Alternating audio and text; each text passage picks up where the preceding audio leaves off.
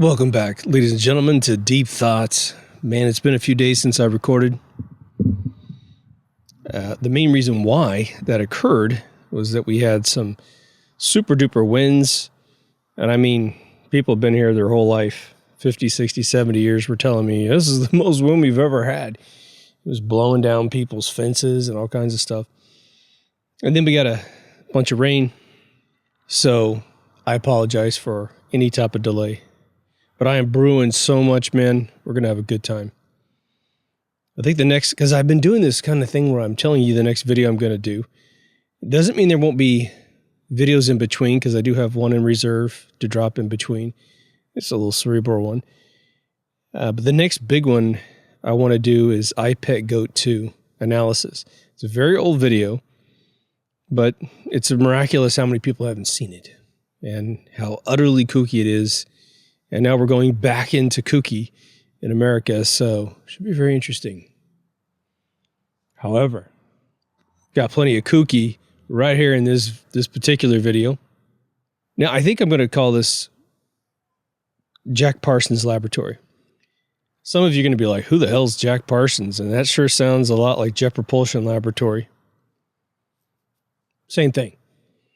What I'm going to do, and you know, part of it was for me to find more information about JPL and really establish the historical link to NASA and the moon missions via missile programs, and that's done. You're going to get that info in this episode. What's fascinating about this whole thing is that the whole vision of this really starts with a guy named Jack Parsons. At least his mother called him Jack, and we're going to get into this.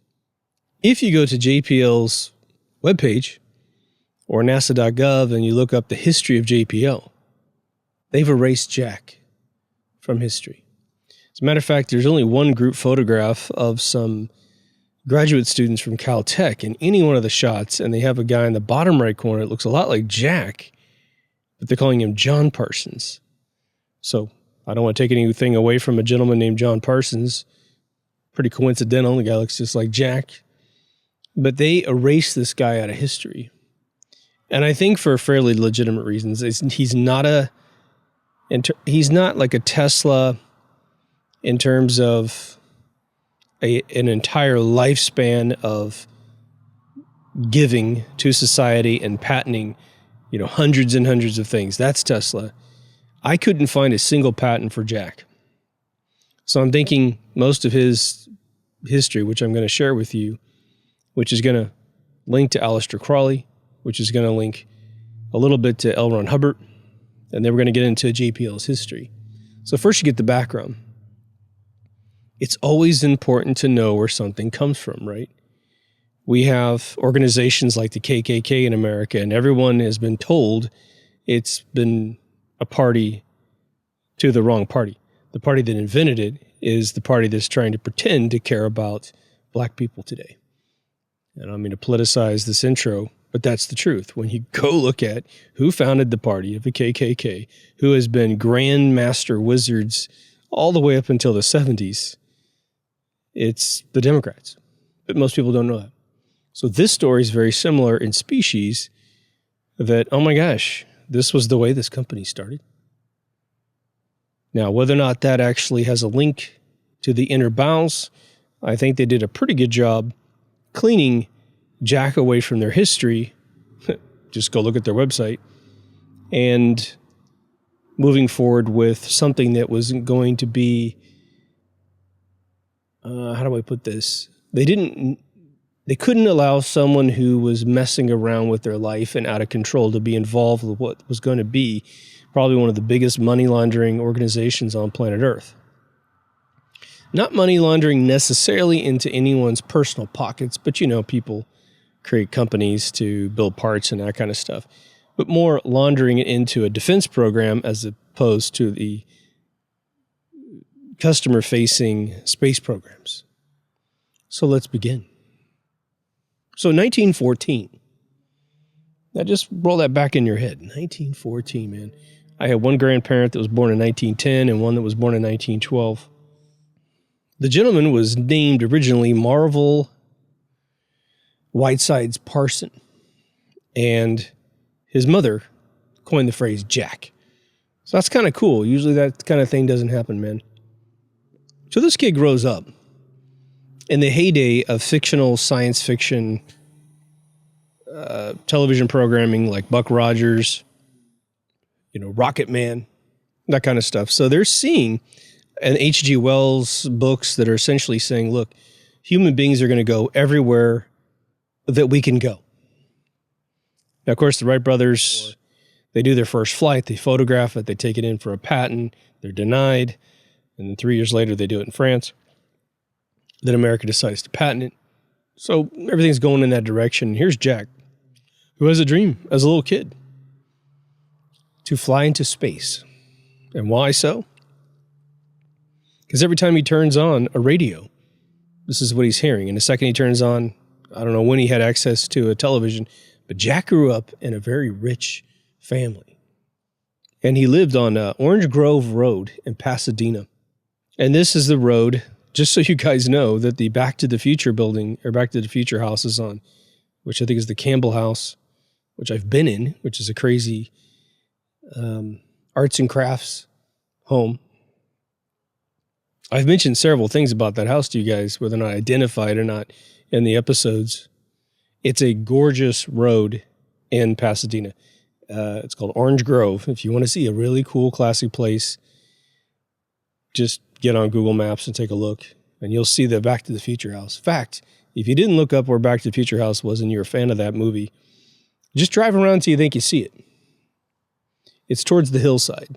So Orange Grove is where the Rose Bowl happens. That's where they stage a lot of the floats. And then it goes down this hill and then way up, and then that's where Bud Sid lived. So Jack was described as and you can see lots of photographs of him. He transformed quite a bit over time. When he was a young lad, he had a little bit of weight on him. His father passed away, and so he didn't have that guidance. And so his grandfather was a big part after his father passed away. And so, he was a little effeminate, didn't have that guidance. But then he got through it, trust me. But there's a couple things. He wanted to go and figure out how to get into space. But the problem is he's sitting there with nothing. So the interesting thing about Jack was that rockets were something that were theorized because we had fireworks. And of course the Chinese did their, gunpowder thing. And so we all knew about these things. We had all kinds of explosives that we knew move things here in an atmospheric world.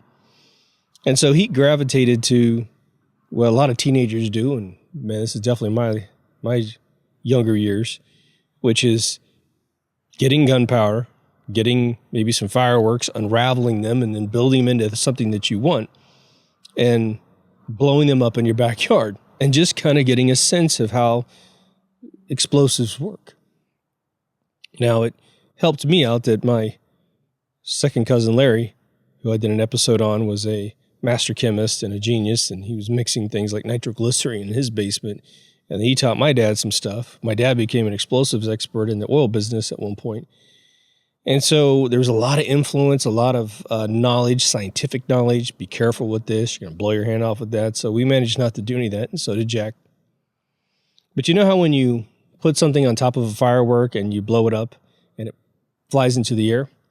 Well, apparently this is where Jack started to figure out, oh my gosh, propulsion, thrust, force. Again, needs an atmosphere to really work well.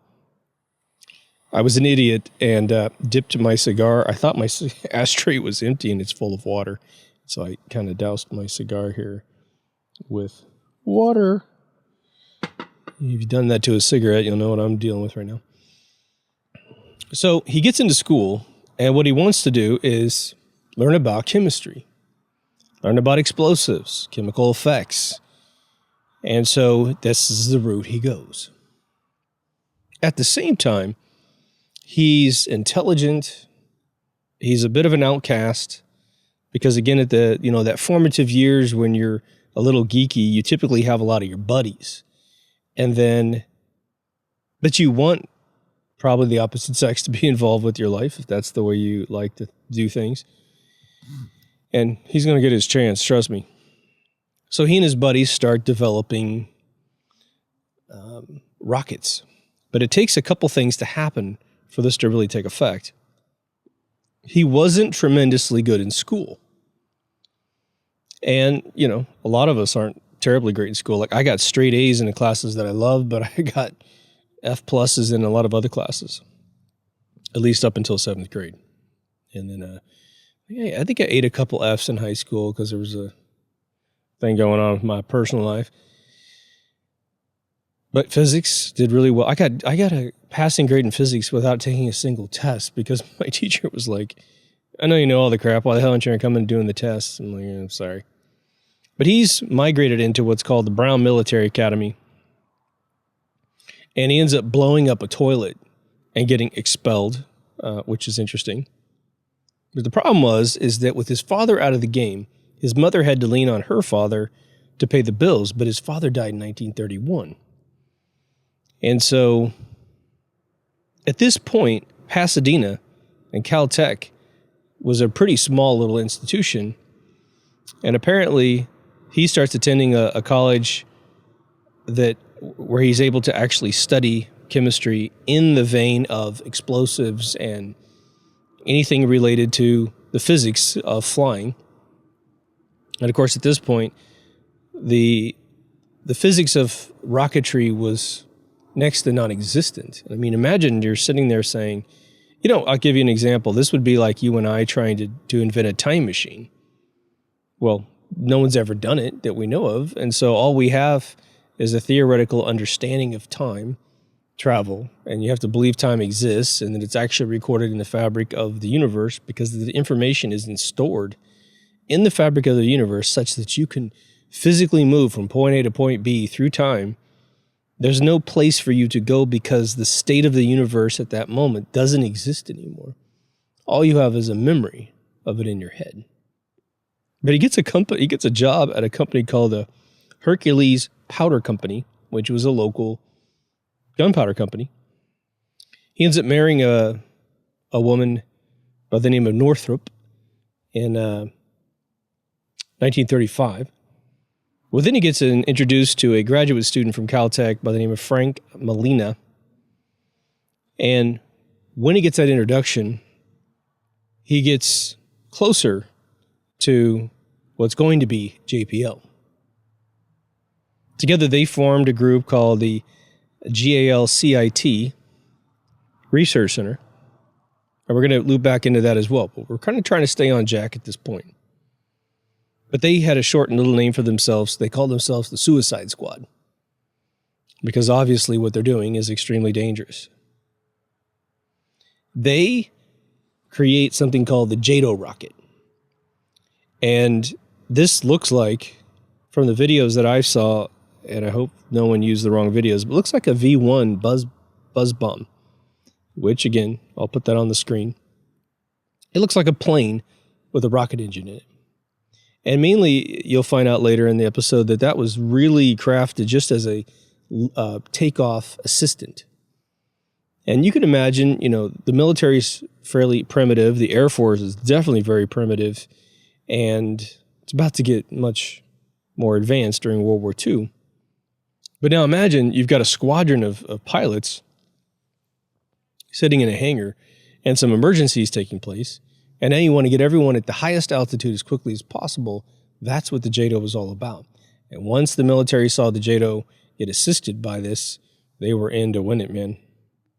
So Jack is very successful assisting in this because he just has a whole life of building rocketry. It's his dream. I'm sure that if you ever spoke to the man, he could take you through the lineage of the entire project, and that's usually the kind of people you want on it. So he starts making bank. He starts getting paid tremendous amounts of money per week. So he buys this nice little crib, and he calls it the Parsonage House. And this is where stuff takes off. And it's a very interesting thing.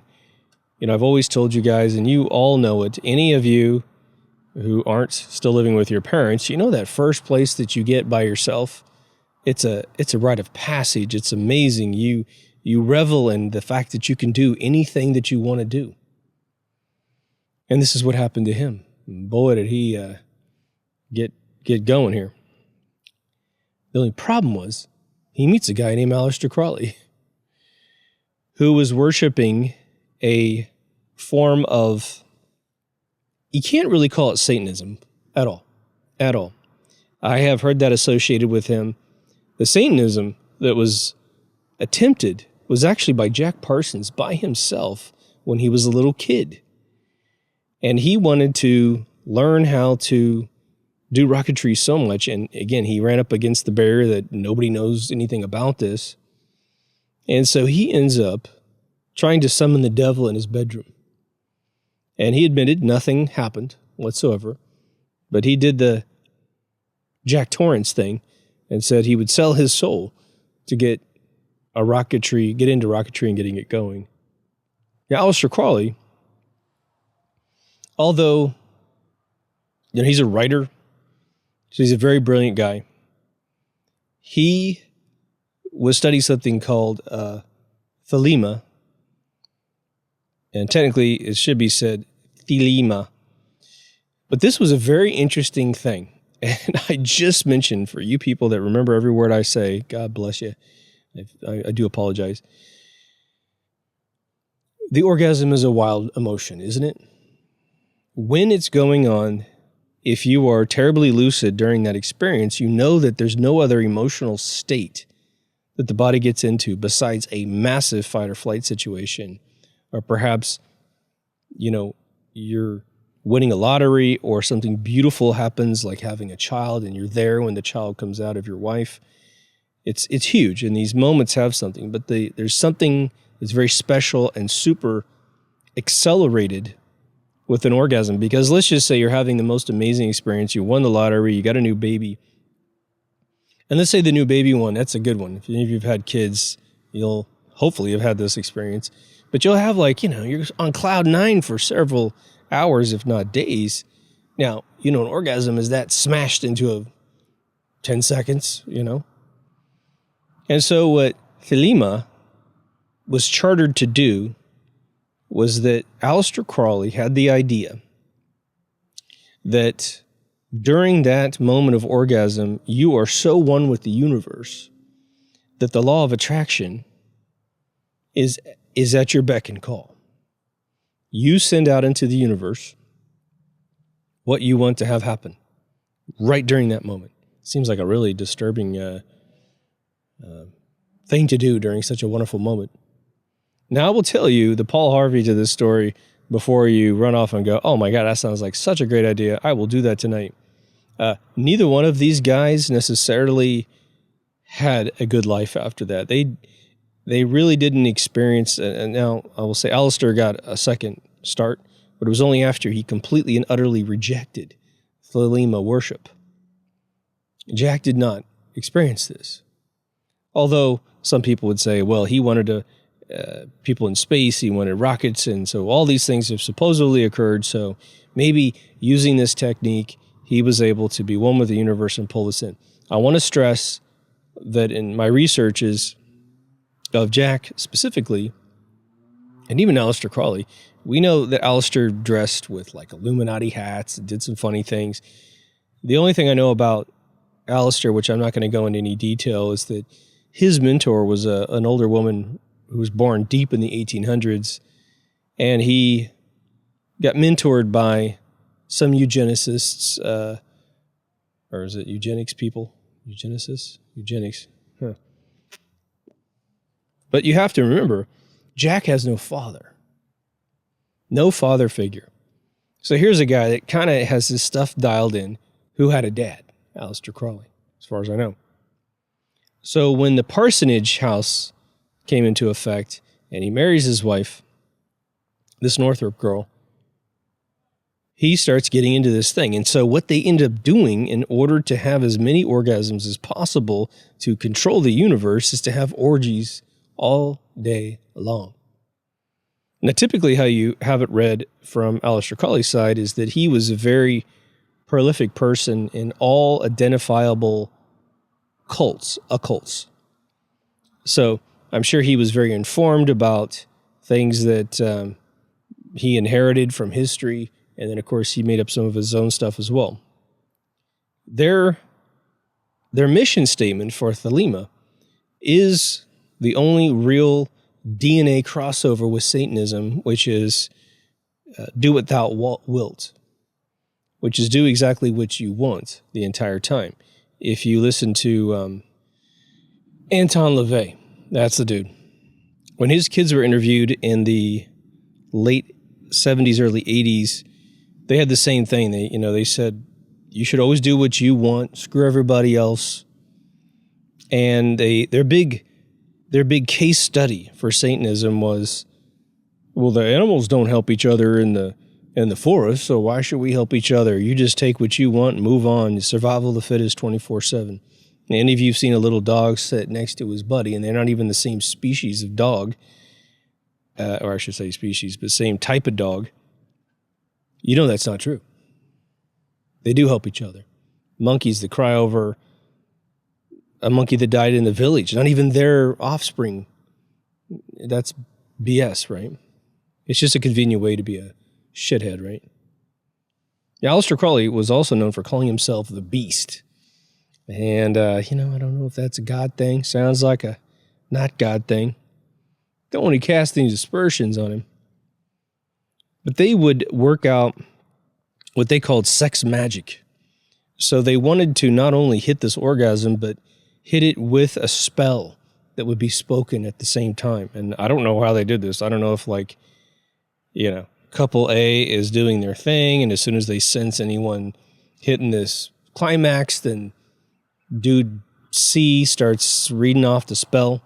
But they were trying to incantate, reality through this mechanism. And I think both Jack and Aleister both claimed that nothing happened. Nothing miraculous ever happened. It wasn't like, oh, this is really working, so we're going to continue. They just like to have sex, So Jack's house became the epicenter for this.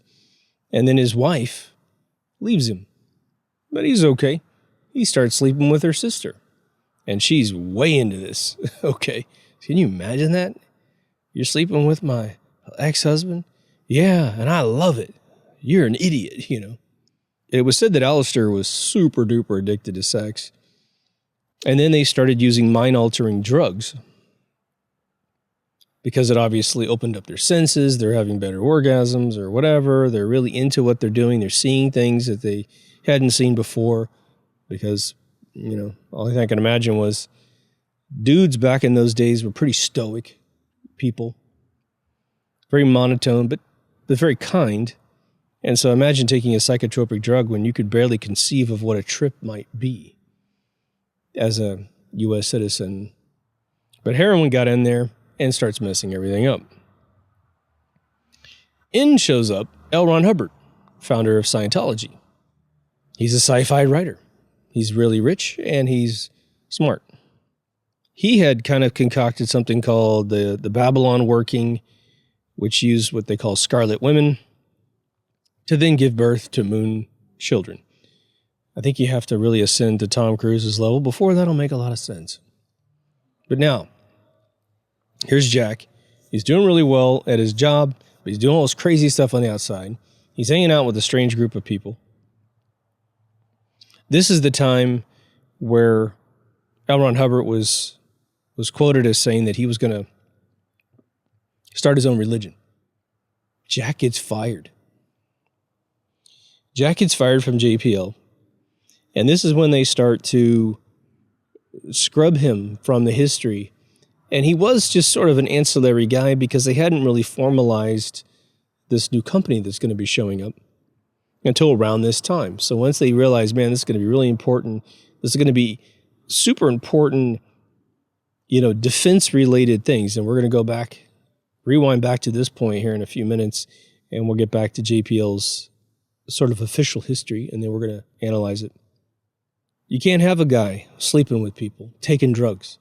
You might know something very special about the technology, and someone will simply blackmail you with your escapades. And can you imagine having an expose of photographs in the mid-30s, having orgies and doing this Thelema stuff and hanging out with Aleister Crowley, who calls himself the Beast. And, I mean, you know, it could get really messy really quick because people back in those days would show up at your house and lynch you, quite literally, for blasphemous behavior.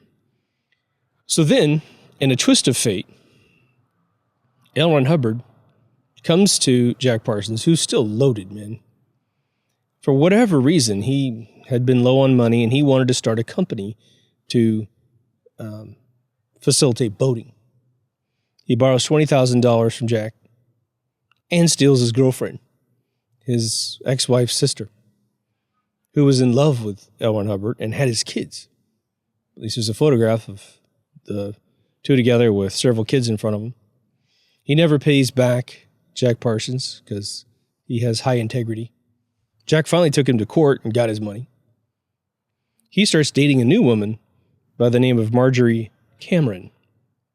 They marry in 1945, and Marjorie had taken so many psychotropic drugs and had so many experiences within this little cult that she started seeing sort of end-of-the-world premonitions, which I think in 2021 we can pretty much say did not occur. So his new wife puts him to shame in terms of extremism, right? Now, the basis of his firing was very interesting because he had applied for a job in Israel to help them develop rockets. And of course, he's just not even thinking straight. He's not thinking about security clearances and what have you. It may not have been so apparent. Like in our day and age, we know that there's something called national security. And if you knew something special, you wouldn't dare walk to even an ally without checking it through the State Department, the DOD. I mean, you'd have to be very careful, that kind of thing. He's just like, hey, what's going on, right? So before long, he's married to his new wife for about 6 years, and they divorce, 1951. And he can't get a job anywhere in defense, anywhere in aerospace. He can't. He's a liability. So he goes off and becomes a technician, a pyrotechnician for movies. But the work was pretty sparse, you know. He even worked at a gas station at one point. So here he is, completely broke because he doesn't have any more income. He's got lots of bills. He started renting rooms out of his house to pay the bills. But he gets one last job on this movie set. And apparently they didn't have a lot of time for him to do it. And he was just like, you know, I'm okay. Just go away. I'll get this all worked out. And one of the final words that anyone ever said to him was, well, don't blow yourself up. Sure enough, later that day, a massive explosion happens, and he turns into Gus from Breaking Bad. Half of his face is pretty much destroyed. Dies pretty shortly after the accident. Now, there are several folks that make a pretty compelling case that he was probably set up to die. Need to get rid of this guy because he does know too much if he's not going to be controllable. And so it may be that someone put some stuff together such that A and B were reversed or whatever. He was only 37 years old. Now, people who might suspect that, oh, no, he probably killed himself because look at his life. Two wives and a girlfriend. Girlfriend gets stolen from him, loses his job, gets blackballed. He's having trouble making his work together, or, getting his money together. The thing about this is if he was truly trying to blow himself up, he was an expert. He would have built, a pipe bomb the size of a telephone pole and probably just done himself in instantaneously without any pain. But instead, he suffered massive burns, massive injuries. And so I think it's fairly compelling that he perhaps just died by either an accident or getting assassinated. The only homage to Jack Parsons that NASA ever did was to name a crater on the dark side of the moon after Jack. To sort of, put a scarlet letter on his legacy. For those of you that don't know, President Lincoln was put on a penny and his face is turned the other way from the other coins that all have silverish tones, nickels and silver, to basically say that he turned his back on the banks. Harriet Tubman being put on the 20, in my opinion, is not about honoring her. It's about getting Jackson off the 20, because Jackson also beat the banks. How he lasted on the 20 as long as he has is a miracle, in my opinion. So now let's go into JPL's official history of themselves, and let's review. But a dude named Theodore von Karman, a Caltech professor, was the person that's historically credited with creating that squad that is the squad that we famously know as the Suicide Squad. Wasn't Jack, it was this guy. The operations were centered in Arroyo Seco, which is a little dry canyon marsh north of the Rose Bowl in Pasadena. And again, a lot of this area has been inhabited now, built up, and so these areas may or may not still exist to this day. But in the original squad that's photographed is a guy named Rudolph Schott, Apollo M.O. Smith, Franklin Molina, that's the guy we know from his history, Edward Foreman, and John Parsons. Now, John was not a part of his original name. His name was Jack, as per his mother.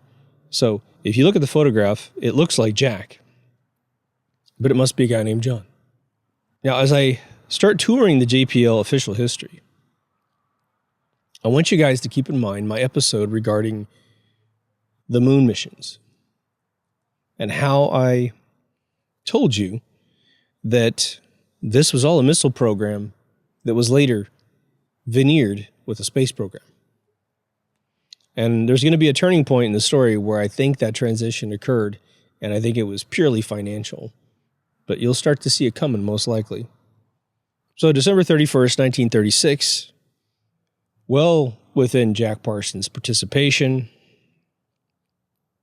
an alcohol-fueled rocket was attached to this vehicle, and we get the JATO launch. This set the whole thing into motion. By 1943, I mean, this is their official stuff, man. They asked this von Karman guy to do a full analysis of the V-2 rocket. Remember what I told you? The NASA doesn't exist just yet. Remember what I told you? Once the Allies saw buzz bombs coming in by the hundreds and hitting indiscriminate targets in England, and then the V-2 getting all the way to London, they were jealous. They wanted that power. But now, the charter that then moved into place was to develop a rival for the V-2. Okay, well, the V-2's going 70 miles, 100 miles, and when you talk about beating that rocket, then you're talking about probably, I don't know, getting it across the ocean, from the Atlantic Ocean, the smallest one, intercontinental ballistic ideas, before you ever use that acronym. So by 1943, the organization is named Jet Propulsion Laboratories. Now, one documentary I saw acknowledged that it was actually called Jack Parsons Laboratory, and then they switched it over to Jet Propulsion's Laboratory. It's a great acronym swap, let me tell you. Now, 1944, they've had a chance to observe the V-2. Again, American troops aren't on the ground in any significant sense in Europe until those D-Day invasions, right? That's where we just show up out of thin air and start doing what we do. See Saving Private Ryan for details. The same year, in the Leech Spring, which is the Mojave Desert, they start shooting unguided missiles just to see how far they can get them into the air. And, you know, because then you need to learn essentially what you have to develop in addition to an unguided system. Apparently, they were able to fire a missile like 11 miles, which still way below the V-2, isn't it? By 1945, this little company had swelled to 300 engineers. And I want to stress that regardless of any criticism we have of these organizations, and I say this every once in a while, These organizations do employ the most brilliant people on planet Earth in these respective sciences. But they also just happen to employ some of the most brilliant people when it comes to the layers of, I guess you call it maybe like 4D chess, that would be able to veneer its history, smuggle money from one project to another. So they're also that brilliant. And I'm sure that their perspective on this whole thing is like, well, look what the Germans were just capable of doing. If the Russians can figure it out before us, well, they can come after us. They can put them on some sort of submarine U-boat thing. We're going to be in big trouble if we don't do this. It's almost like that situation in most movies where you got a bully beating up the kids with something, and let's say he had a little weapon that just made him extra powerful. You're going to have to beat him with some other weapon, and you wouldn't normally waste your time and your life with such efforts. But this guy exists. That's the problem. Before 1945 is over, in White Sands, New Mexico, they're able to fire a missile 40 miles in the air. That's a hell of an accomplishment for 1945. I don't know exactly how high the V-2 flew, but it never looked like it went that far in the air at all. Doesn't really have to. You know, Tomahawk missiles comb the earth. It's tremendous, right? But they want to get it to another country from the United States over both of our oceans. Because, you know, at that point, the Japanese are also, you know, a formidable opponent, even though they were conquered. Every soldier who ever fought one knew the Japanese, they come to play, man. They show up. They earn their paycheck, right? Well, the whole notion, just in case this isn't apparent to you, is that atmosphere thickness is what causes the drag on a shape. And they know that they knew that by planes, you know, we had biplanes, but by flying planes all the way through the war, they realized that the oxygen gets thinner and thinner when you go up, and it affects everything. It affects aerodynamics. They had to put, you know, masks on after a while because there's not enough oxygen to breathe. And here you are trying to dogfight and you're hyperventilating. Imagine that. And so they would also wear all those flight jackets because it's super freezing up there. Now, you always have an engine that usually can route its exhaust, not the actual fuel exhaust, but the thermal exhaust off the engine to create a heater wherever you are. So there's always that, typically. They've always said in World War II, all the way up till modern day times, where you had Humvees, the one thing that was comforting about the old Jeeps is that they had heaters. And I think the very first design, if I'm correct, they hadn't built the firewall to be perforated, and so soldiers were freezing. But then when they realized, hey man, this engine's making tons of heat that we have to disperse, let's just route it directly into the cabin area. Even if it doesn't have a top, your hands and feet could be nice and warm, which also keeps you excited as an individual vibration-wise so you can fight a war well. Because hypothermia is when your body slows down so much you can't even move messages around your body, let alone your brain. So as they start launching these vehicles, they realize they need a lot of controls on them, right? My knowledge of the V-2 is that the Germans were using timers and gyroscopes to figure out when to tilt the V-2s down for their eventual approach for their target. But that's just like a Swiss watch doing its thing. What the military figured out was they need to have radio-controlled systems. So the first two-way radio that was hooked up between a rocket to then affect its navigation was in 1947. And this rocket was called the Corporal. Now, there's a lot of logistics with trying to get Senate approvals for things. And this is where we start getting into a frictional relationship between these agencies and the politicians that control the money. So throughout 1957 and 58, what this rocket team was trying to do was to figure out how small can you make a nuclear bomb? And then, based on its weight and its size, which was best way to describe it, I'll put a picture of Eisenhower with this thing. Supposedly, this picture of Eisenhower with this warhead was that the warhead had actually already flown up and was recovered. Now, whether or not that's true, who knows? But it's about 3 feet high, 2.5, 3 feet high, and probably has a base of about 2 feet. It looks just like the one in Austin Powers, I swear to God. It's just a little bullet cap. The rocket that did this big journey was January 31st, 1958. It was called the Explorer 1, and it was a raving success. Consequently, this is when the Geiger counter was developed by none other than James von Allen, who discovered the Van Allen belts, which I wanted to read to you their quote. Their quote was that, which discovered belts of trapped radiation encircling Earth. When is radiation ever good, you know? So by the end of the same year, remember this is January 31st, Explorer 1 does its little mission, gives Eisenhower a little PR thing, and here they are trying to fight a PR war with Congress and the public. He puts this missile head on display and is like, look, everybody, look, aren't you excited about nuclear bombs?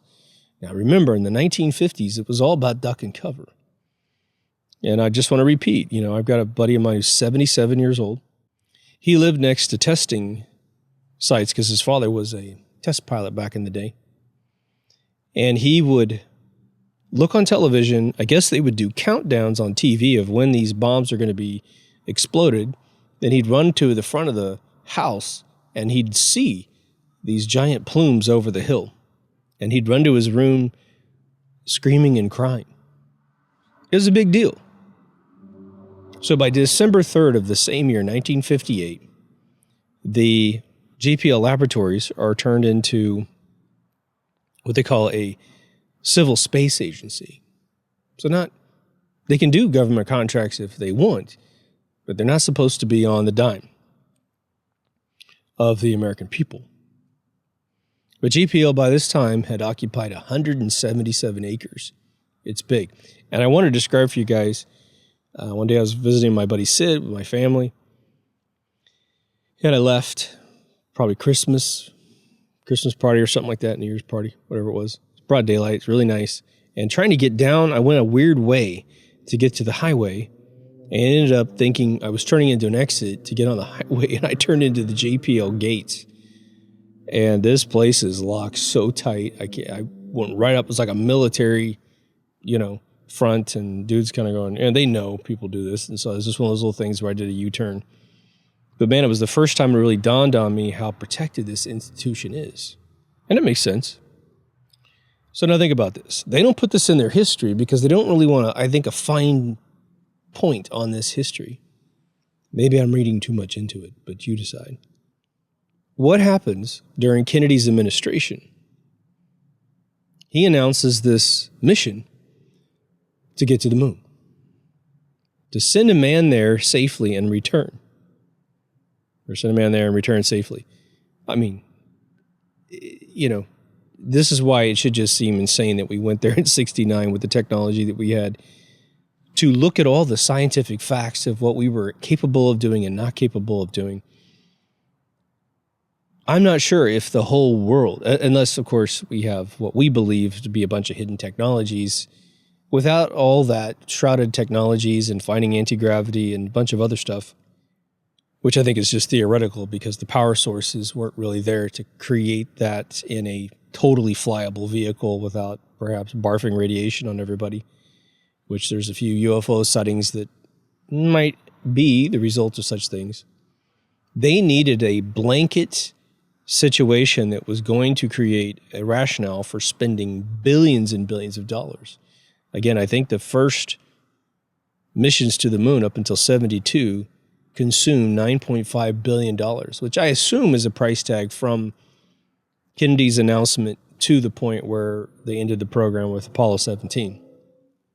Remember, too, that the 50s also had tremendous amounts of science fiction themed television shows, radio shows. We had 2000 Plus as a radio show in the mid-50s. Then we had X-1 in the late 50s. Then we had Twilight Zone, which had tons of that stuff. We got sci-fi writers like Asimov and and Philip K. Dick and Heinlein and all these geniuses writing stuff. And there's just a billion other writers that will never know their names without doing the research for all these little sci-fi, magazines that were coming out every week in New York and LA. What did we get in the 60s as well? We got Star Trek. Just tons of stuff. We made movies like The Day the Earth Stood Still, Forbidden Planet, all the B movies of Ed Wood. It was just a nonstop fest. If you were going to get into that genre, they were willing to greenlight you. And of course, this went on and on throughout the 70s with Space 1999, Star Wars, Close Encounters. It goes on and on.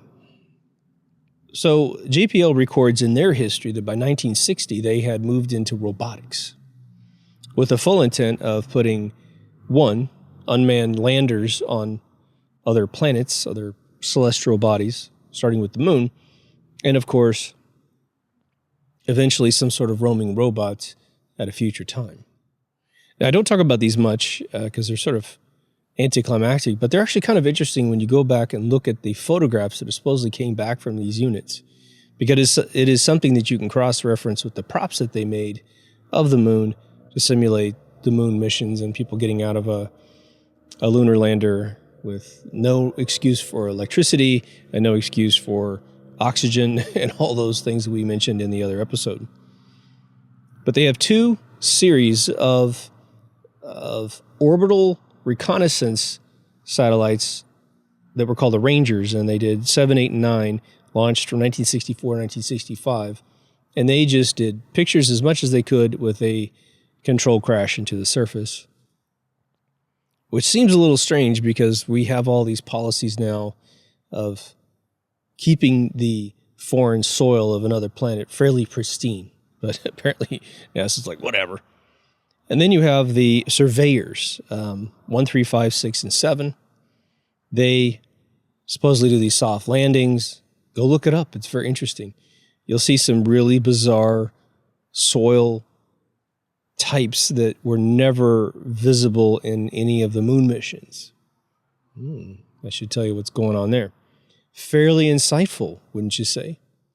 Now, the interesting thing about that whole situation is that, yeah, you definitely want some closer photographs of the moon's surface just in case what you're seeing through the telescope is somehow giving you the wrong impression, giving you the impression this is super soft or super smooth, I should say, in the Sea of Tranquility. Maybe you show up and it's a bunch of,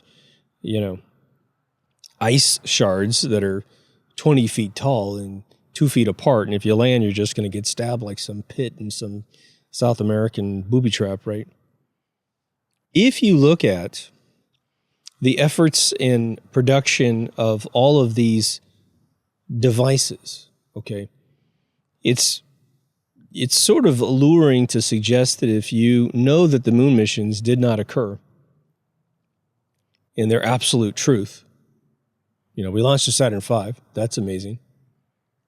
We never had a Saturn V explode. I mean, you realize that? We launched, almost a dozen of those things and never had a problem. I mean, we launched at least 8 of them, right? Because 10 went to the moon and orbited. I guess 10 used the Saturn V. I can't remember offhand. Funny. But now the whole time that this moon stuff's happening, that's all happening on the NASA ledger. The robotic flybys and all this other stuff is happening on the JPL ledger. Now you have the Mariner series, which in the 70s by, I have it written down as 62. It must be 72, August 27th. It's got to be 72. This was the first time that they flew something to Venus. I'll correct it on the screen if it is 62. They sent one to Mars. They sent one to Venus. Mariner 9 is the first one to actually get into orbit around Mars. And Mariner 10 is the first mission where they send a rocket supposedly to Venus, take a look, and then a very brief look, and then use the gravity of Venus to supposedly sling it over to Mercury. It hits Venus in 1973 in November, and then by February 74, it's supposedly a Mercury. By the mid-70s, you get the Viking missions, which say they landed on Mars. And then we have the the Voyager series. I believe both launched in 1977.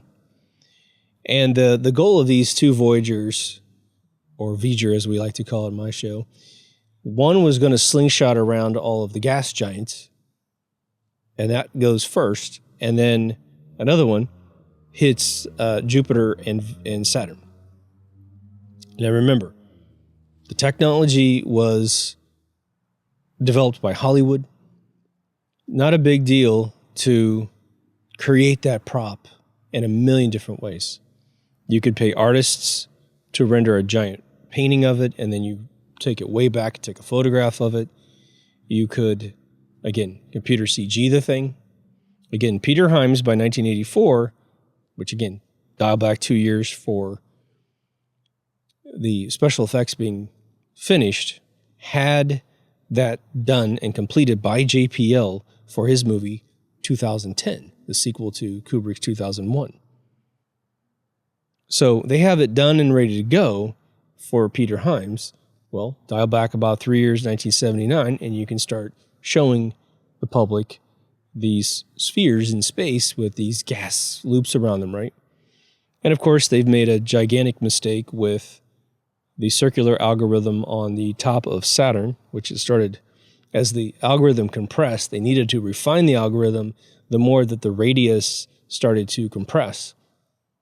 And so one of the problems we had in paint applications in the 80s and 90s, when normal citizens like you and I tried to code this, you would write one algorithm to generate a circle. And so you get the circle tool in the paint app and you start drawing it. But the smaller you drew it, the more that it would, in the first versions of the product, start getting angular geometry. And so they had to refine it. And then, of course, eventually in the 90s, we got anti-aliasing that we didn't have to do by hand, and everything got super duper smooth. By the early 80s, the agency's administrator of JPL had threatened to close JPL entirely. I don't know if that was a play to the Congress or what have you, but really strange. What would make that happen? Well, it could be simply that.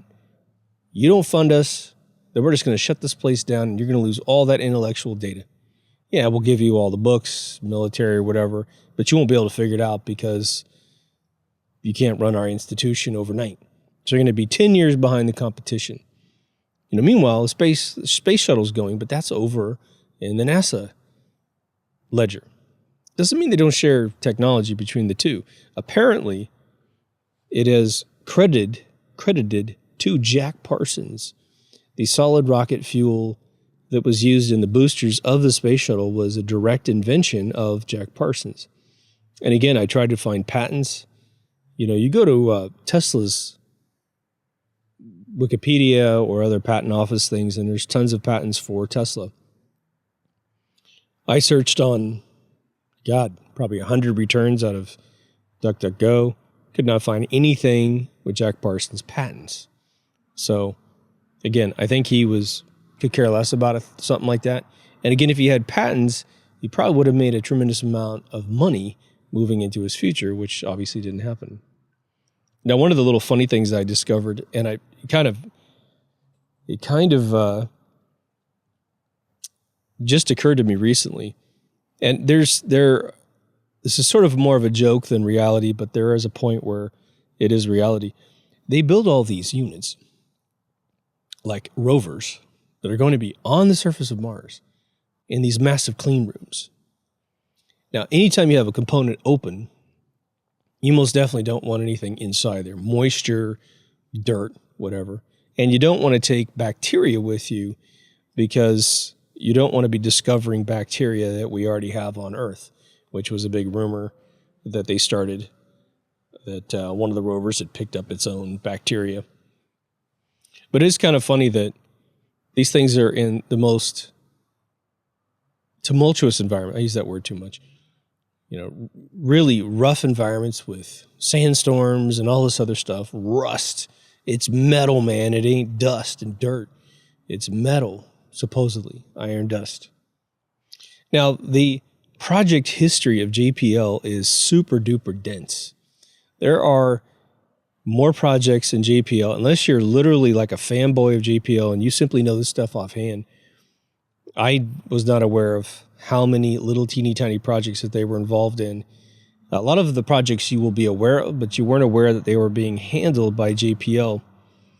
So again, it looks as if at this point, because we're not flying the space shuttle anymore, NASA's domain is primarily the space station, the International Space Station, but that has all kinds of other countries involved. You know, SpaceX has taken over a tremendous amount of that endeavor. Of course, SpaceX is trying to get their Starship to launch and not explode. At this point, I honestly think SpaceX is just trolling the world, you know, with the Starship thing. You have this this facade, and I won't stick on this for the rest of the episode or anything, but you have this crazy giant bullet-shaped Buck Rogers thing and just a few engines down below.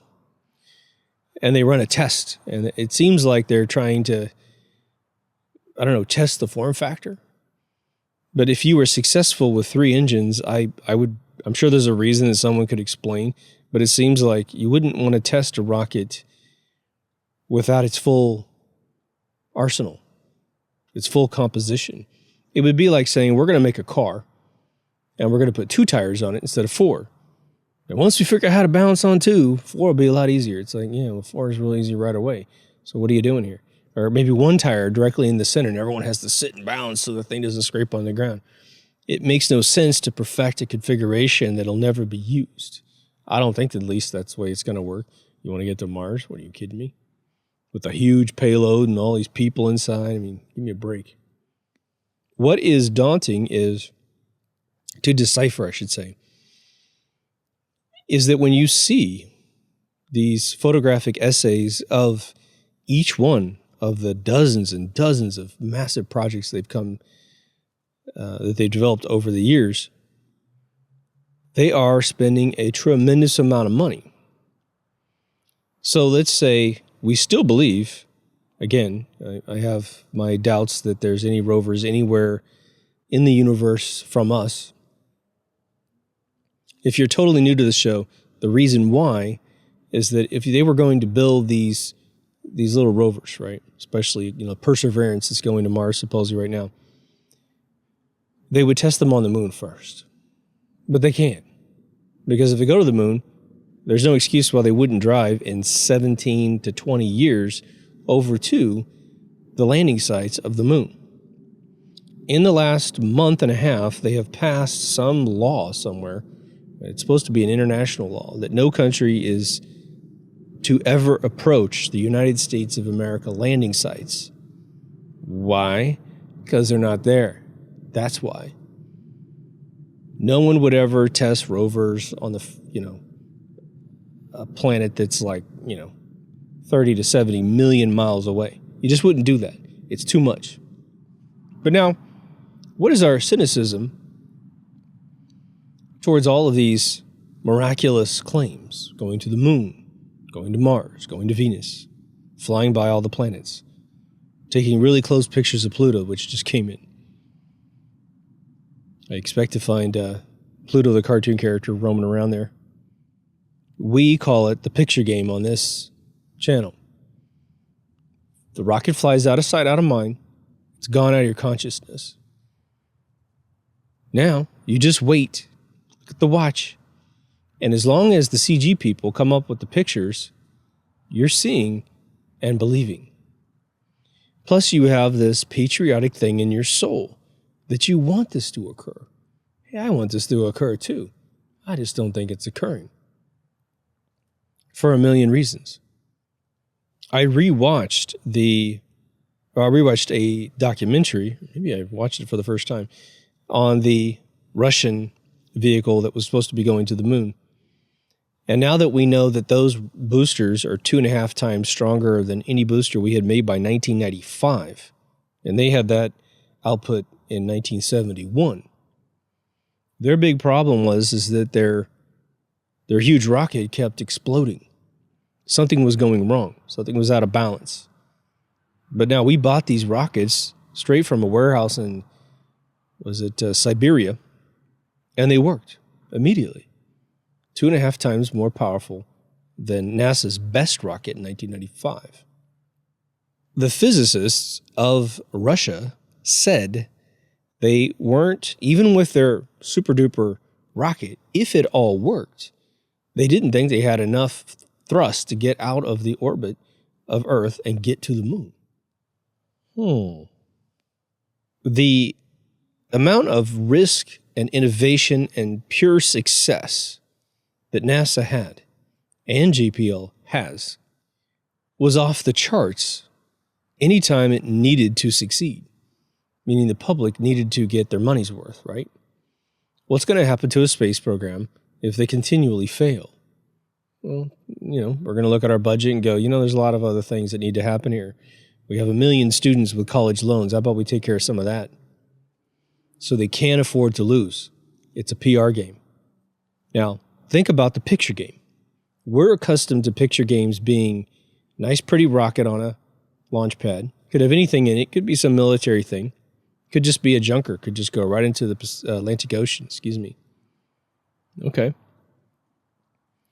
What do we see? Well, if you ever visit JPL's website and start looking at all their mission, libraries of photographs, man, they spend money like you wouldn't believe. Most amazing laboratories, lots of shiny metal. But now, they want to keep as many people in the dark as possible. So the workers have to believe that what they're building is actually occurring. I think I told you guys a long time ago, there's a dude that lives in Costa Mesa, and he believes his father did make the product that he made, which is some very specific bolts that were a part of either probably both the lunar lander and the service module. And so in his heart of hearts, I was involved in an acting thing with this dude.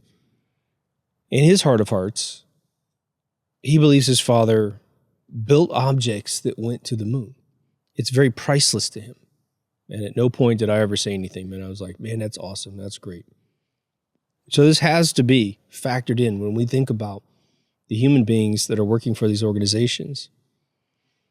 But the cool thing is whatever they end up creating that's a successful anything for the military, it becomes a tool of the military. Once it sits in the domain of the military for, say, 10, 20 years, I think it's speeding up quite a bit, but it used to probably sit there for about 20 years.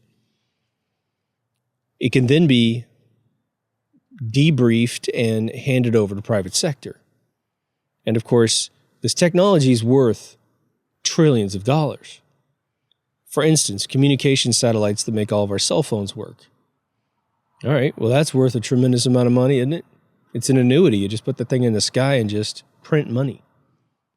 What's funny about it is even if the rocket costs like $1 billion to put a satellite up there, which it does not cost to put a communication satellite up there, even if every one of them were $1 billion, they would have paid for their investment probably in 2 years with the amount of people buying cell phones at this point. So it's just like that old game where they built the San Francisco Bridge and there was a toll. And they said, man, as soon as the bridge is paid for, there won't be another toll. I think it's almost up to $10 one way now. And certain people commute over that thing every single day, 20 days a month, $20 a day. I think there's a little pass you can get that makes it a little bit cheaper, but not much. It's a lie. It's a huge lie. Once the government gets an artery to filter money into something, they'll work as little as they need to get that money off of you. But when you talk about a space program, you're talking about billions coming in constantly to develop something that we will actually use in the end. So you have this if we were to reorganize the country and get serious with this, we would, we'd have to always look at educating our enemies. So we got to be careful about that. I saw a comedian yesterday night. It was really funny. He goes,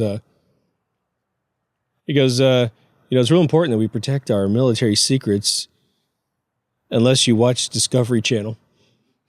He does this bit where he goes, tune in and fight. We'll be right back to tell our enemies another way to take out our U.S. military.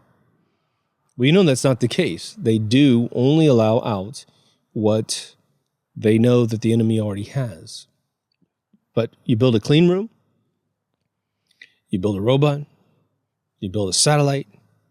Satellites are satellites. I think those things can be stuck up there, no matter what model of the Earth that you appreciate. You know, the worst theory I've heard is that it's all on balloons, man. And we know that there are weather balloons that yank satellites into low orbit because they crash in countries, and the guys go out there with the cell phones and film them. I've seen probably half a dozen videos with, you know, people that are still just farmers, you know, videotaping what they think is a UFO, and it's just a satellite out of one of the military thing. And we don't even seem to show up to pick it up, man. It's just like, whatever. Maybe it self-destructs a little bit, don't know. But the photo game of JPL, although not easy, none of this is easy necessarily, it is feasible to say, okay, I mean, how many movie sets have you seen? I think with the Pascal actor who's in Mandalorian, he said, you know, man, the first day I showed up on set, everything's there. These villages exist. These props exist. And he goes, man, the suspension of disbelief is instantaneous because I'm really on a foreign planet in these sets for the Mandalorian. All right. It's not going to be cheap, but come on. You have these individuals putting together units that do things. But let's think about it. You're building a rover. You're building a lander. Okay. Well, they're giving you a bunch of sort of bogus science that doesn't work. Rocket engines that work in vacuums. Hilarious. SpaceX just said that's not possible. They give a huge detailed thing about the landing mechanism for Perseverance. Perseverance being the heaviest rover that they can land on Mars because the atmosphere is so thin that the motors can't slow it down for impact enough to not destroy anything that's heavier. Lunar lander on the moon, no problem, man. No problem. No atmosphere, no problem. And even though these rovers are ingeniously designed, I take nothing away from them. Even though the rockets are ingeniously designed, and they do take off. The real miraculous thing that's occurring is the claim that from the launch moment, this whole payload is actually going where you think it's going. So you launch an empty rocket, you put your rover that you built, and maybe they do put it on there just to make sure all the employees say, man, I bolted that thing in there. It's definitely on there. But they build, half a dozen of these things. They need one on Earth so they can do all that close microscopic, rock shaving and all this other stuff. They do need one for some of maybe these live action shots that are in some subterranean gigantic soundstage. And I want to say too, if you've never been to a soundstage before in Hollywood, and you haven't been involved with like massive production somewhere, a soundstage is something to be seen, man. I spoke at Sony Pictures in 2008, and after I was done, we got a tour of Sony Studios, which is MGM. I got to go into the soundstage where a lot of Wizard of Oz was actually filmed, and I got to go into the sound booth where they sang Over the Rainbow, Judy Garland. And they told us, they said, by the way, you guys are going to be one of the last people to ever go through this sound booth because it's being destroyed for something else. Now, it was heavily upgraded since she walked in there. But a sound stage is a massive, massive stage. You can't conceive through making of videos and all that kind of stuff how high the ceiling is. You can't conceive of the footprint of these buildings. And these things would be small compared to what they would build to host a moon landing, a Mars landing of a man or a robot or whatever. It's amazing. These things are amazing. It's amazing these things can even stand up. And there's tons of them on a set. I mean, on a studio backlot, right? So definitely keep that in mind. I'd build the whole thing underground so it could never be discovered by anybody. So there's definitely a situation or a time when you're researching all this kind of stuff. For me, you're seeing just hundreds of photographs of these amazing clean rooms. Again, I think I told you guys years ago, my co-host on MK Ultra Radio, Kyle, because he's in the effects business, I believe he went to Cape Canaveral I think that's where it was. I'm not sure why he was there. He worked on everything from Voyager up. He did Firefly and all this other stuff, the Firefly movie. And so they just kind of, they wanted to show these guys the environment in case they needed it for modeling reasons or whatever. And he said, look, I saw all these satellites all wrapped up in clean rooms. He had to get in his bunny outfit, and he used to press CDs for a tiny bit before he got into the effects business for Technicolor. And so he had to go to work in that whole outfit, so he's very familiar with it. But he said, look, man, there's a lot of stuff being made. If it's not going there, they're building something. But it's just this impossible technique of sending a rocket, which is tens of thousands of miles slower than the planet that's coming by.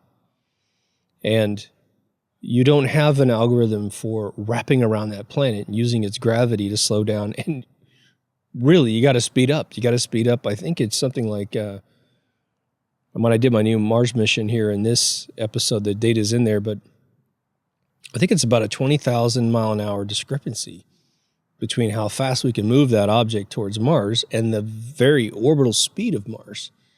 How do you gain 20,000 miles an hour without losing complete control of the vehicle? And then the other big thing is, how on earth do you how do you find this thing in space? Especially back in 1976 with the Viking missions. What optical system do you have? Again, when you're talking about millions of miles away, right? I think one of the averages was like 58,000 miles away was one of the legitimate trips to Mars in the last decade. All right. 58 million miles and you're off a millionth of a degree? Just do your math, man. How many miles you're going to be off? You're going to be off tons of miles. You're not going to hit the target. So you're constantly having to adjust. Well, how are you going to adjust? Fire a rocket in space with no atmosphere? Well, what did SpaceX say? Oh, that doesn't work. Oh, yeah. That just erased a whole bunch of space history. And you have to know that these sci-fi shows that we are shown on television and movies are there to orchestrate to you how rockets work in space. And so when you see things like Space 1999, I don't know if you know this series. It's actually a British series with Martin Landau. Really fun 2 seasons of this show. Most of them are on YouTube, by the way. You just have to look them up, and then you can watch them. Pretty stunning, 1080p at least.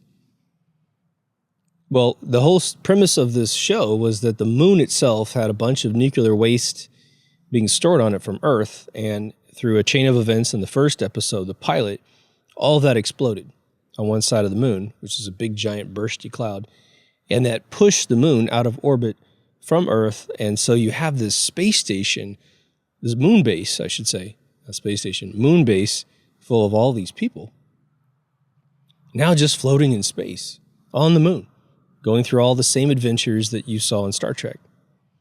Well, they've got these really cool vehicles. I'll put them in the video here for you. I'll put as many pictures into this one as I can. Well, here it comes, and it lands on the moon, and it's blowing its retro rockets, and there's no atmosphere. That doesn't work. You're going to have to create an engine that is moving ethereal matter to create an anti-gravity field. You're going to have to grab onto the fabric of the universe, which is not easy and takes a tremendous amount of electromagnetic energy to start controlling that much of this very thin stuff we call ether. It will be the way we get off this planet if we ever do. And because this video will be watched by itself without you having seen the other videos, I just want to throw this little repeat in there, which is when Donald Trump created Space Force, it was a giant upgrade to solve the problem of NASA probably not telling the truth and JPL probably not telling the truth, because it removes off their ledger a ton of research and development that can now be pulled out of JPL, pulled out of NASA, and put inside Space Force for the military. So now Space Force is capable, it's going to take a decade or so, but capable of going off and spending $1 billion on, ICBM upgrades. And so now we don't have to filter that money weird. We know we have enemies. We know that we're dealing with peace through force algorithms. And now I think the intent is, especially with SpaceX, okay, let's say they are using public domain designs and then upgrading them a little bit. And we know there's a lot of fakery inside SpaceX. Go see my episode on SpaceXYPDQ. It starts to bleed these organizations dry to the point where when they are dissolved, eventually, we won't feel the need for them to exist because we will have put together formal companies to get this to happen. Let's just run a quick scenario before we end the show. Space shuttle no longer flies. Okay, why? Don't know. I guess there's just better ways. You don't need men up there to dump satellites into orbit and turn them on or whatever. And let's say the space station really exists and they turn that off in 2025 like the current budget says. So we're no longer up there. That thing comes down crashing. Maybe Russians take it over for a little while, but I don't think anybody wants that financial burden.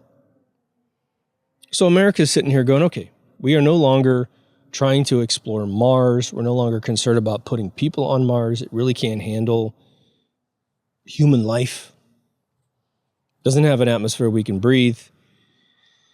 If you ever played Sim Planet by Will Wright, you'll know that terraforming Mars takes hundreds, if not thousands of years with equipment that would have to run 24/7 and however many days they got in the year. If I remember right, it has fewer days than we have. It moves really quick around the sun, which is astonishing, which is why it's going so much faster than our relative speed. Are we really going to have a fit as human beings here on Earth? What do you mean we're not going into space? Yeah, you know what? I'm going to tell you right now, it's going to be better for us to simply create anti-gravity here on Earth with no dependency on oxygenated atmosphere of any kind than it will be for us to keep throwing old technology up into the sky. Of course, they don't want anti-gravity to be known because, let's just button this up with a really cool little scenario. Somehow, some agency says, whether it be the next Aurora vehicle, right? They keep saying this triangle that we keep seeing flying, which could be a wing, but the way they always see the triangle fly with its three little lights, which has been viewed for decades now, it's responsible for one of the most infamous Men in Black viewings, but that was in this century. But let's say it's anti-gravity, and that's how they're able to move this thing. Remember the Tic Tac that just recently was released by the Pentagon? I believe it happened in 2004, just off the coast of where I live here. I saw a full-blown interview with the Top Gun pilot that was chasing this thing, along with a lot of his buddies. And he said this thing was just toying with us. Seemed to have complete capability of moving around. Of course, with all the briefings he's had, he just simply said, look, man, I've never been briefed on anything that can do this. Doesn't mean it can't do it, that we can't make something like that. We're not even trying. We are not trying to create this technology. As Dr. Stephen Greer said, who I have mixed feelings about. I think he's a good guy, but he might be tied in some disinfo, don't know. He said a brilliant statement. He says, why is there not one university on Earth challenged with creating a zero-point energy system when we should be challenging the entire world to create a zero-point energy system? Once you get a zero-point energy system created, you then can go grab anti-gravity very quickly. So a lot of you are old enough to remember when the SR-71 was debuted to us. Oh my gosh, this thing's been flying forever. Then we now see the B-1, the B-2, and the B-2A that's coming out here shortly. These things are, remarkable vehicles, of course. But what if, in some crazy debut of power, just like Putin showing his fake hypersonic missile, which is missing tremendous amount of frames in his movie, picked apart by Hollywood's best. They basically launched a real rocket, and then they just deleted a bunch of frames to make it look like it was moving way faster than it was. But our military had an air show, demonstrates an anti-gravity supersonic vehicle. Maybe it goes Mach 20. Who knows? But it's there, and you see it. There's no propellers. There's no jets. It's just doing what it does. Now what happens? Someone from the private sector is going to want that design. But there's a bigger thing at play here. I'm always mentioning the Wright brothers. So they go into the patent office in 1904 with their photograph of having flown 42 feet in the air, roughly. Makes me wonder how they knew it was 42 feet. I don't know. Must have done some math on scale in the photograph and trees and stuff. But the patent office told them, we can't allow you to patent this because flight is impossible. So what's the problem there? Most of the world, 99.99% of the world, doesn't think flight is possible other than a hot air balloon. The Wright brothers said, yeah, we just did it. Took them 3 more years to get it done. Stan Myers, I have a whole episode on this dude. I recommend you go watch it because it'll educate you on a brilliant, wonderful man that created a tap water perforating piston that could create hydrogen at 600, a half an amp of power was creating 650 amps of hydrogen, as confirmed by Oxford University. He created a car that ran on tap water. It wasn't hydrogen until it hit the piston. Brilliant. 25% of the pressure was the ignition of the actual hydrogen, and 75% of the pressure to push the piston down was the fracturing mechanism to pop the hydrogen out of the water. Now, they tell you that tap water is too dirty to do it, but he did it. He was selling a $1,500 retro kit to people at the time, taking out the spark plugs, putting his little pistons in there. You got the valve for oxygen. It's all in there. Boom. It worked great. They killed him. 1998. Poisoned him at a dinner. Now, why haven't you heard of Stan Myers if you haven't heard of him? Why is it that you only learned maybe in your 30s about Nikola Tesla and how he was harvesting infinite power out of the plasma ball that is at the center of the earth, not nickel iron, and how he was also harvesting ethereal winds in his Wardenclyffe Tower? Why haven't you heard of these things? Why are these things being held back from you? Why, if you think you're a physicist, if you are one, or a cosmologist, and I said ether, and you went, man, that guy is stupid, man. We know ether doesn't exist. There was an experiment once. Okay. Experiment's completely flawed. Completely misunderstands what ether is. Why is that? Why did Einstein say ether didn't exist when Tesla, through Faraday, built every single piece of equipment in electrical engineering based on ethereal winds? How could Tesla and Faraday track it at 50 times the speed of light, and Eric Dollar confirmed it in 79 to 81, using the same technique they did? It's because of conceptual belief systems that you can actually accomplish something. The greatest thing about Jack Parsons, regardless of all of his sexcapades with Aleister Crowley, was he wasn't going to take no for an answer.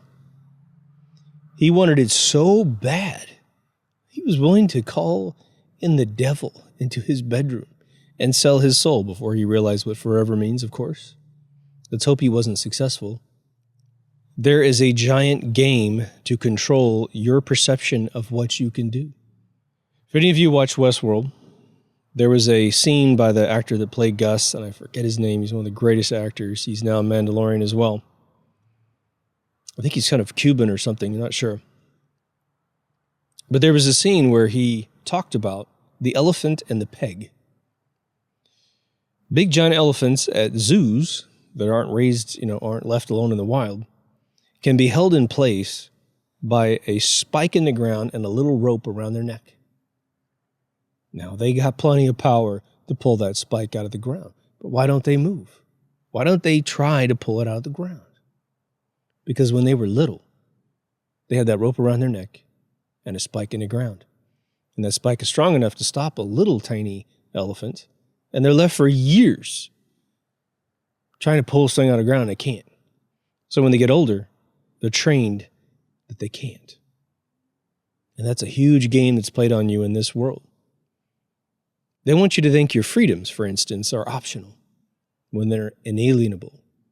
The fact that you exist makes you just as good as any human being you can see in this world in terms of what you deserve as a human being.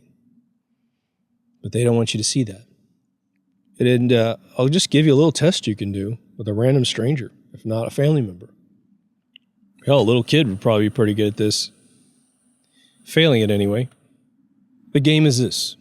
You ask a random stranger, if you had to go to the moon, how would you do it? And they will probably fairly accurately tell you about the Saturn V, about retro rockets, about lunar module, service module, even if they don't know the name of those things. Rockets working in vacuums. They're going to tell you that.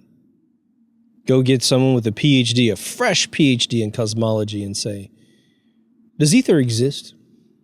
No, gosh, doesn't exist. Their brains are shut off by industrialized education.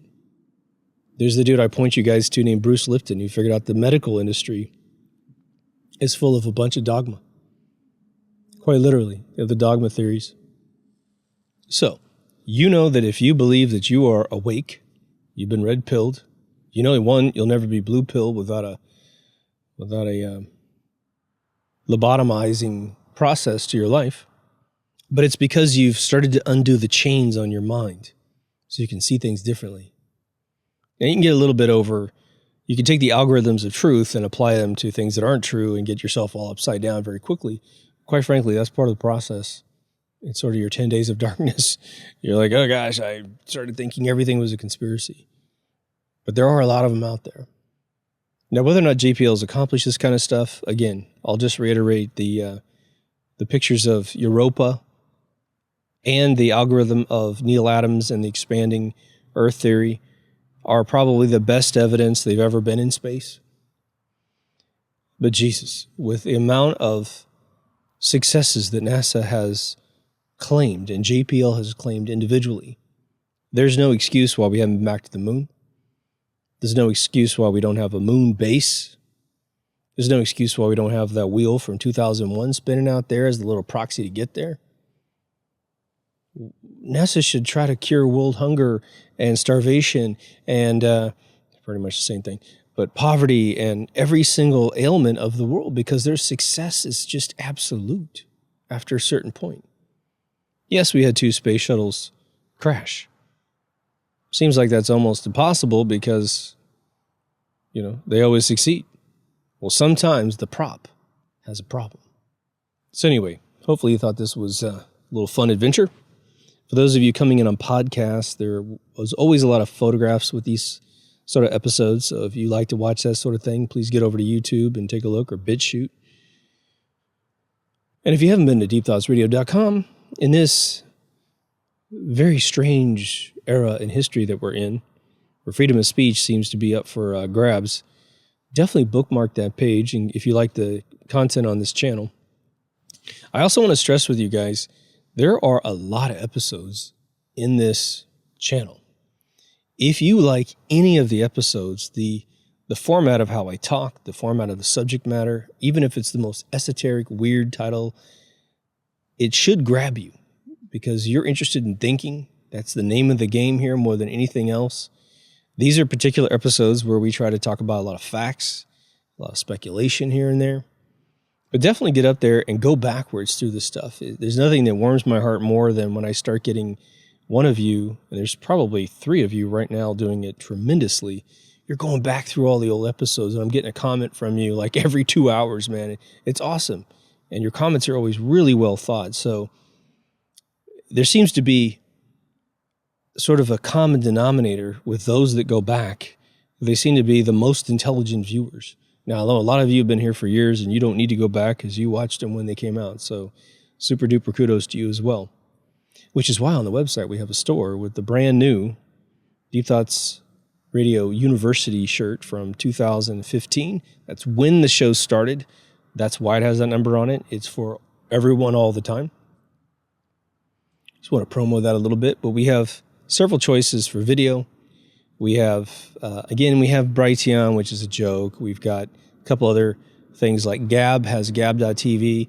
I just want you to know they only have like a 2 meg upload limit. That's also on BitChute as well, but they also only have like an hour's worth of play. So a lot of these folks are trying to get their platforms up. They just don't have the hard drive space to to host all this stuff.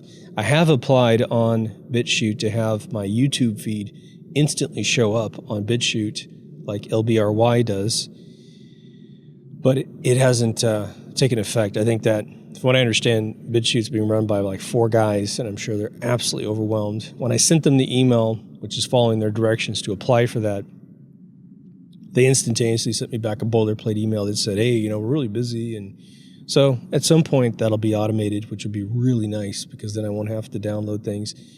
I want you to know too, if you're noticing this on BitChute, you may or may not notice, the videos are limited to 2 gig uploads. And they don't tell you that in the button, but they simply won't process your video if it goes over 2 gigs. That's the big problem. The problem is when I do big episodes like this one, even 1080p can be bigger than the 4K. I don't know why, but I got the best compression software on planet Earth. For some reason, I've taken 4 gig files and they'll turn into like 8 gig files. Like when I go down in resolution, don't know what's going on there. I've tried several different products, all the same estimates. So some of those videos are going in at 720p, simply just to get underneath the threshold there. Hopefully, if they succeed more and more with more subscribers, please go to BitChute and create an account. They seem to be the best straight shooters, no censorship, no popularity contest like Brighteon to get your extra videos up there. I will say that if you want to see more on Brighteon, if that's your choice, then you need to go up and watch all my videos as much as you can, because I think I have to have about another 150 views before I get my next 50 videos from season 1 back in 2015, 2016. Hopefully those next 50 will go a little faster on viewing. But I mean, people are watching me in a whole different format back in those days. So one day, boys and girls, we'll be popular enough to be on a freedom of speech channel called Brighteon.com. Not holding my breath. But we also have all the audio you'd ever want if you're only on video. I use Podcast Addict on my Android phone. Don't know if that's on Apple. Haven't tried. Don't have an iPhone. Will never have an iPhone. We have an all-new remastered Season 1 and a different channel on YouTube. Just get over there, subscribe, watch them all, unsubscribe. It's good. Do know you're being unsubscribed. We've had one of our listeners come in. He said he's been unsubscribed like 3 times this year. It's just bad. So the censorship and the shadow banning is all in full effect on this channel, which should tell you that the content's actually pretty good. There's a couple ways to donate. So there is Patreon and PayPal.